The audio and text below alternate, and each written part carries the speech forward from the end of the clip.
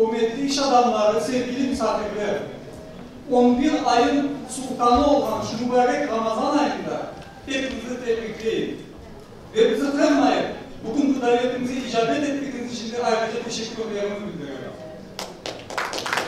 Bugün arkadaşlar birçok söylediler, ziyalılar ve iş adamlar bu yerde toplandı. Niçin böyle bir şey yaptık biz? Gayemiz ne? Biz bu iş peşindeyiz. Biz bu toy-düğün peşindeyiz. Biz isteyiz ki bizim ziyalılarla bizim iş adamlarını evlendirmeye ve bunun neticesi ne olacak? Bunun neticesi çok yüksek müzikleri, ziyalı, zengin, akıllı ve araştırma ruhu olan bir yeni nesil ziyalı yetiştirmeli. Biz bunu yapsak eğer, bizim ilim adamlarımız zengin olur, iş adamlarımız da ziyalı ve yüksek müzikleri olur. Ve biz bunu başlatsak, eğer biz bunu yaptık olsak, işte o vakit biz bu dünya milletler topluluğu içinde şanlı ecdadımıza yaraşır bir yer almış oluruz. Başka türlü bu vakta kalır. Biz iş adamları olarak, iş adamı olarak söyleyeyim bunu, ziyalılarımıza, sanatımıza lafta değil. Evet, bazı bizim iş adamlarımız çok yardım eder. Ben onlara çok derin saygım var. Ama daha çok yardım etmemiz gerek. Çünkü bu yardım bizim gözümüze yaptığımız yardım.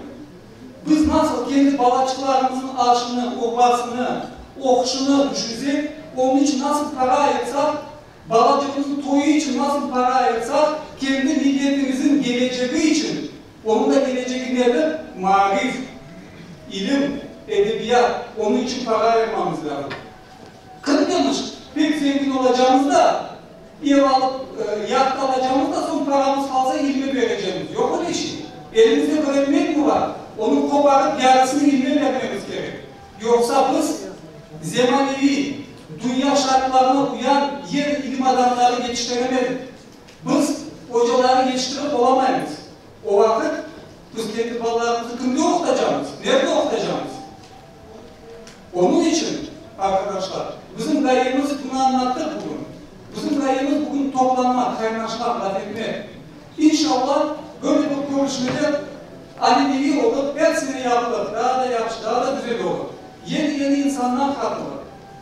Ve biz gayeyi de çıktık. Bir vakıf kurmak istiyoruz.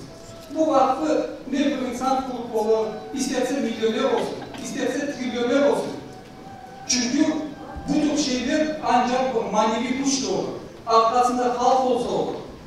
Ve eğer ki bizim iş adamlarımız biz bugün kalkıp da ilmimize, edebiyatımıza, yaşlarımıza destek vermesek o zaman bizim milli ticaretimiz de olmaz. Neden? Çünkü bu iş adamı ne kadar zengin olsa olsun, eğer arkasında millet olmasa o kuz havasında bir kuru yaprağa benzer. Yine onu istediğin tarafa atar. Bunu hep pek yaxşı bilsin. Millet varsa hepimiz varız. Millet yoksa hiç kimse yok. Yakın vakitte Kansaray'a vardım, devlet saraya. Sağ olsun Gülüyor kardeşimin davetini. Çok bağlamada ve gezdim dolaştım. Sonra ara böyle bir baksam arkamda rahmetli şanlı atamız olan Cennet Mekan Mengli Giray Hanım mezarı, türbesi.